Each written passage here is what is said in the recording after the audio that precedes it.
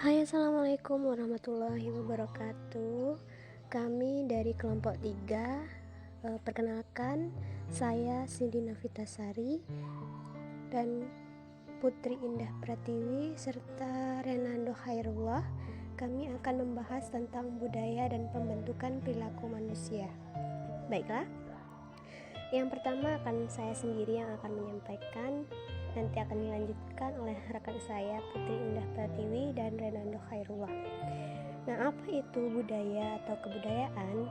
Menurut Tubbs dan Moss tahun 2005 menyatakan bahwa budaya adalah suatu cara hidup yang berkembang dan dimiliki bersama oleh suatu kelompok yang diwariskan dan generasi ke generasian. Menurut Matsumoto tahun 2004 menjelaskan bahwa budaya adalah sekumpulan sikap, nilai kepercayaan, dan tingkah laku yang digunakan oleh sekelompok masyarakat yang dikomunikasikan dari generasi ke generasi melalui sarana bahasa atau komunikasi lainnya. Secara psikologis, budaya dapat mempengaruhi belajar, pemecahan masalah, dan pendekatan-pendekatan.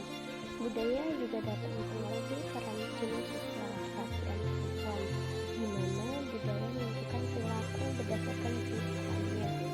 Budaya merupakan ciptaan masyarakat yang berkembang dan dimiliki suatu kelompok, kemudian dikembangkan menjadi suatu kebiasaan aktivitas turun-temurun. Kebudayaan oleh Kaplan dimaknai sebagai suatu sistem simbolik atau sistem perlambangan. Dan selanjutnya, teori pembentukan perilaku. Dalam ilmu psikologi ada 5 teori yang membahas tentang pembentukan perilaku manusia, yaitu teori psikoanalisa yang mengisahkan pada berbagai emosi dan dorongan bawah sadar, teori belajar di mana mempelajari perilaku yang dapat diobservasi, teori kognitif yang menganalisis berbagai proses berpikir, teori evolusioner atau sosiobiologis yang mempertimbangkan dasar evolusioner dan biologis dari perilaku, dan yang terakhir adalah teori kontekstual di mana perkembangan manusia dipengaruhi oleh konteks sejarah, sosial, dan budaya.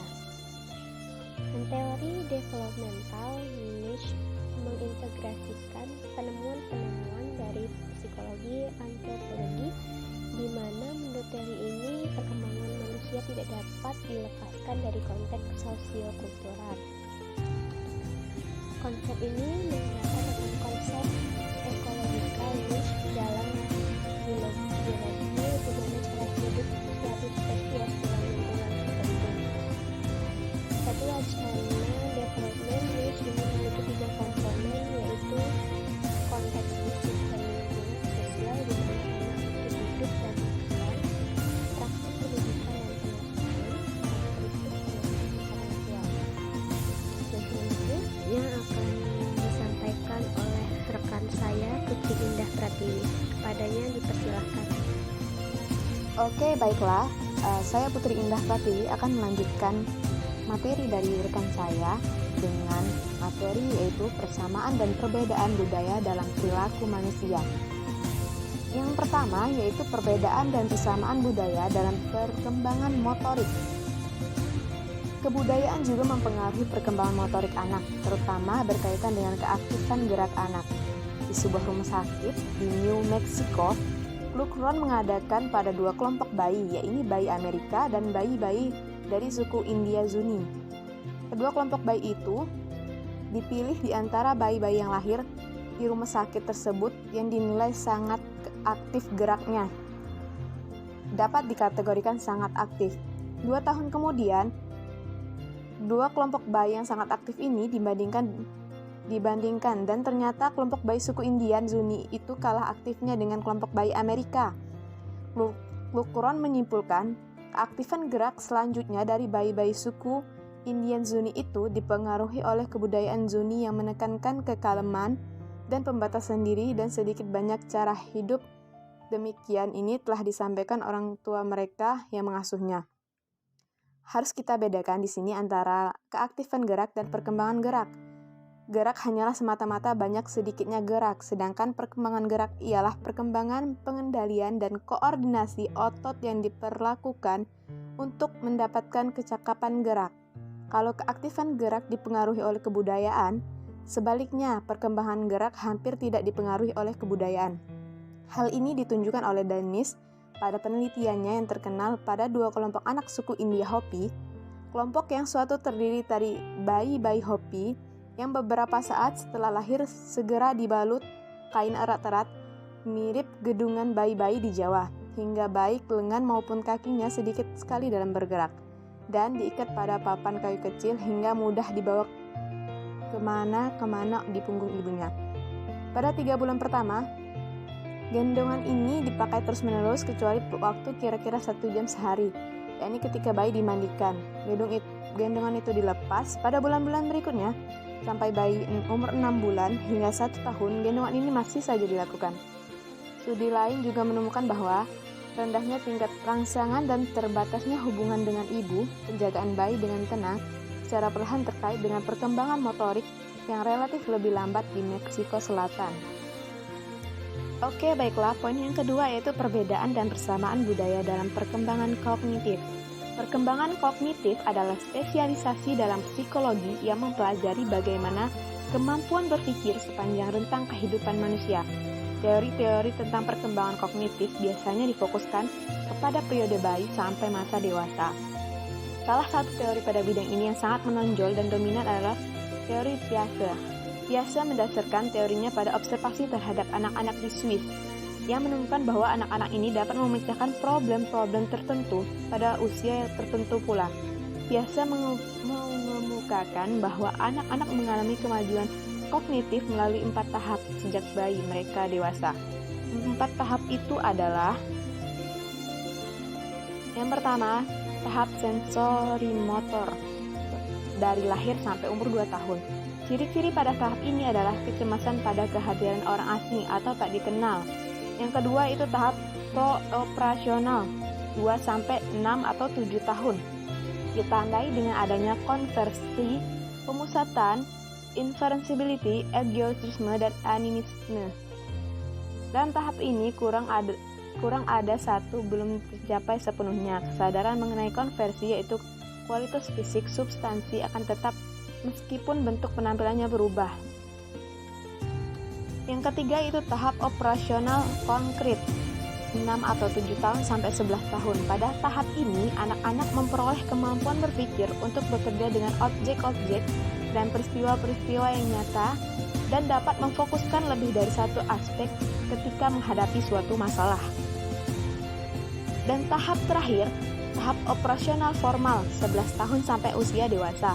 Pada tahap ini, individu mengembangkan kemampuan berpikir logis mengenai konsep-konsep abstrak, misalnya konsep tentang kedamaian, kebebasan, dan keadilan. Oke, yang ketiga, persamaan dan perbedaan budaya dalam perkembangan moral. Perubahan kognitif akan berhubungan dengan penalaran moral, yaitu sejauh mana individu mampu melakukan analisis dan kesimpulan logis tentang dilema-dilema yang melibatkan keputusan-keputusan moral. Salah satu teori perkembangan moral yang cukup dominan dalam bidang psikologi adalah Colbert. Teori ini menyatakan ada 3 perkembangan kemampuan moral. Yang pertama yaitu tahap pre-konfesional dengan tekanan atau titik berat pada kepatuhan terhadap aturan-aturan untuk menghindari hukuman dan mendapatkan ganjaran. Misalnya, mencuri adalah buruk karena kamu akan ditangkap dan dipenjarakan. Yang kedua, yaitu tahap konfesional dengan titik berat pada penyesuaian atau konfrontasi terhadap aturan-aturan yang sudah ditetapkan masyarakat. Misalnya, mencuri itu salah karena bertentangan dengan hukum dan orang-orang pada umumnya tidak menyukai perbuatan itu. Yang ketiga itu tahap post-konfesional dengan titik berat pada penalaran moral menurut prinsip-prinsip individual dan hati nurani. Keyakinan-keyakinan moral dan nilai-nilai secara pribadi dianggap berada di atas kebutuhan-kebutuhan masyarakat. Dan yang keempat, persamaan dan perbedaan budaya dalam perkembangan sosio-emosional. Erikson berpendapat bahwa setiap anak memiliki jadwal waktu sendiri. Karena itu akan menyesatkan kalau ditentukan lama berlangsung secara eksak masing-masing untuk setiap tahap. Lagi pula, setiap tahap itu dilewati dan kemudian ditinggalkan. Sebaliknya, masing-masing tahap itu serta dalam membentuk kepribadian. Tiap-tiap tahap ditandai oleh adanya konflik, ketegangan yang harus diselesaikan dengan cara-cara yang dimiliki oleh masing-masing individu. Tahap-tahap perkembangan sosio-emosional itu adalah: yang pertama, kepercayaan versus ketidakpercayaan. Itu terjadi pada masa bayi. Kepercayaan dasar yang paling awal terbentuk selama tahap sensorik oral dan ditunjukkan oleh bayi lewat kapasitasnya untuk tidur dengan tenang, menyantap makanan dengan nyaman, dan membuang kotoran dengan santai. Yang kedua, autonomi versus malu dan ragu-ragu. Itu terdapat pada masa toddler. Pada tahap ini, anak mempelajari apakah yang diharapkan dari dirinya, apakah kewajiban dan hak-hak disertai apakah pembatas-pembatas yang dikenakan pada dirinya. Yang ketiga, inisiatif versus perasaan bersalah yang terjadi pada masa prasekolah. Pada tahap ini, anak-anak mulai mengkoordinasikan keterampilan-keterampilan motoriknya dengan tujuan-tujuan yang terencana untuk menghasilkan tindakan yang menjadi tujuannya. Yang keempat, kerajinan versus rendah hati. Terletak pada usia 6-12 tahun, di beberapa masyarakat dan budaya, usia ini adalah waktu pemberian instruksi secara formal atau permulaan sekolah dasar. Yang kelima, identitas versus kebingungan peran. Itu terjadi pada masa remaja. Periode ini ditandai dengan adanya pertanyaan sentral tentang perkembangan identitas dirinya, tempat dan pendalaman kehidupannya. Yang keenam, keintiman versus isolasi yang terjadi pada masa dewasa awal. Keintiman yang menunjukkan sejauh mana individu dapat mengembangkan hubungan yang akrab dan intim dengan orang lain. Yang selanjutnya, generativitas versus stagnasi, yang itu terjadi pada masa dewasa pertengahan. Jadi tahap ini adalah perhatian terhadap apa yang dihasilkan, yaitu keturunan, produk-produk, ide-ide, dan sebagainya. Yang selanjutnya, integrasi versus putus asa. Ini terjadi pada usia lanjut. Tahap terakhir ini ditandai dengan adanya refleksi atas kehidupan yang selama ini telah dijalaninya, seperti kita menyelidiki dan merenungkan kembali kehidupan itu. Dengan merenungkan bagaimana kita memasuki tiap-tiap tahap kehidupan dan bagaimana kita menyelesaikan konflik-konflik yang ada pada tiap-tiap tahap itu, jika kita menengok ke belakang dan merasa bangga pada kita menyelesaikan konflik tersebut, maka kita mengembangkan perasaan integritas mengenai kehidupan kita dan diri sendiri. Jika kita merasa hal yang sebaliknya, maka kita merasakan muak dan putus asa. Itulah pemaparan dari persamaan dan perbedaan kebudayaan pada manusia yang akan selanjutnya dilanjutkan oleh rekan saya.